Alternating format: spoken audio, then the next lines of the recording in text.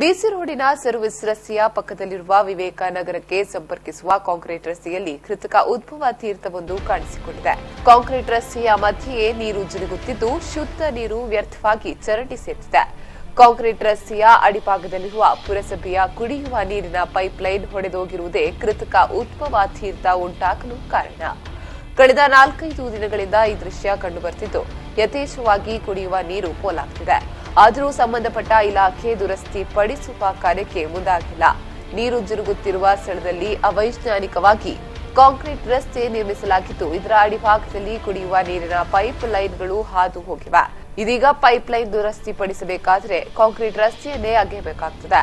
ಪೂರ್ವ ಯೋಜನೆ ಇಲ್ಲದೆ ಮಾಡಿದ ಕಾಮಗಾರಿಯಿಂದಾಗಿ ಜನರು ತೊಂದರೆಯನ್ನ ಪಡುವಂತಾಗಿದೆ.